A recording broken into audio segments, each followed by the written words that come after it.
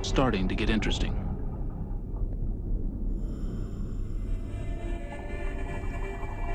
We don't see any of the corals that rely on sunlight. Instead, we see fan corals and whip corals. This reef community definitely appears to be thriving. In his quest to find out what lives down here, Richard can only bring a few specimens back to the surface to be documented for science. Looking around, I see at least a dozen new fish species that I've never seen before.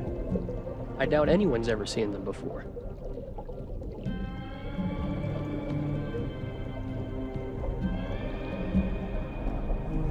Scientists like Richard are mapping the web of life that we are all part of.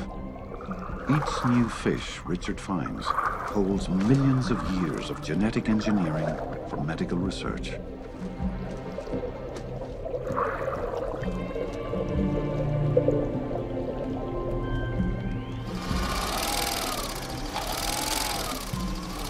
Then the intense water pressure caused the primary camera to malfunction. I was glad that Howard called an end to the dive. We hope that Howard's images will let scientists explore a reef that they might never be able to dive on their own. It's not every day you get to witness the discovery of a new species of fish. You see that red one with the long tail? That's the one I'm really excited about. That's definitely new. Oh yeah. Oh, I see those all the time.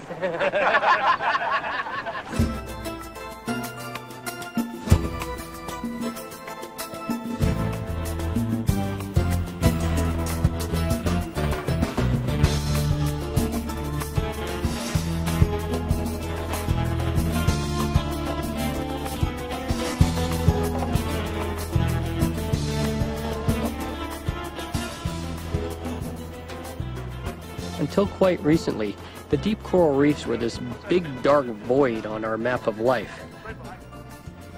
But each new discovery leads us to new connections. This may seem like just some insignificant little red fish, but it's a very important piece to the biodiversity puzzle. As soon as I saw it, I knew it was something different. The months of hard work in Fiji paid off. Lucy has seen firsthand how corals can thrive when reefs are protected. He's now ready to return to his home island.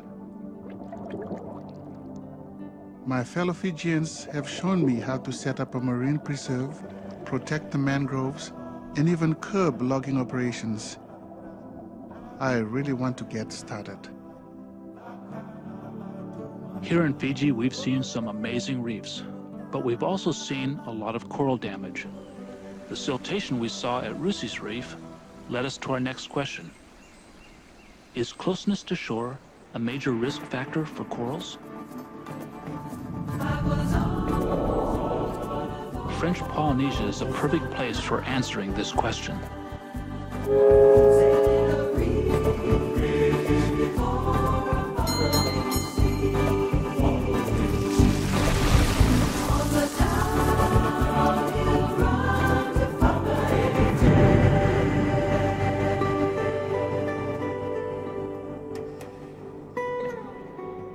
In French Polynesia, Howard and Michelle started with the heavily populated islands of Tahiti and Moorea, where the reefs are close to shore. But with only 6 weeks left in the whole expedition, Howard had to get the big picture fast.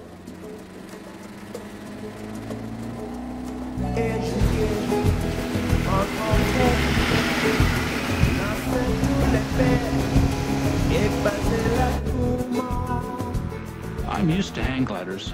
I'm used to flying around in contraptions like this. But there's still something not quite right about an engine that will fit in my backpack.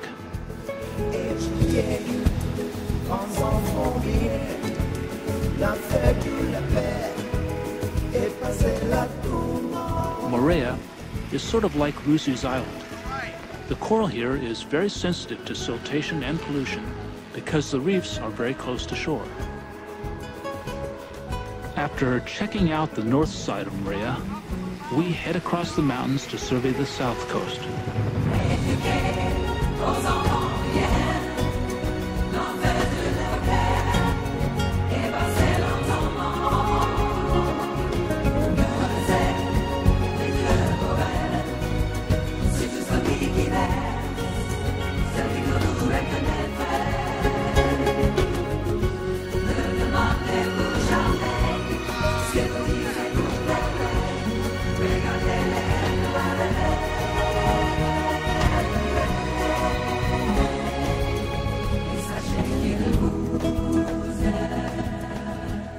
even near towns, we didn't spot much reef damage. Coastal development puts reefs in jeopardy. Siltation, pollution, and the loss of mangroves are all serious risks. But resorts like this prove that respecting the environment is good business because tourists avoid damaged reefs.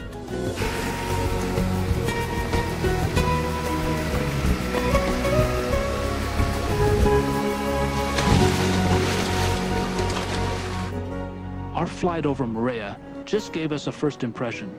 So with time running out, I turned to Reef Check aboard the survey boat, the Quicksilver Crossing. Reef Check has over 4,000 sport divers in 60 countries, monitoring the health of coral reefs. We asked Reef Check volunteers to check the coral damage here at Moorea to find out if the reefs closest to shore are the most severely damaged.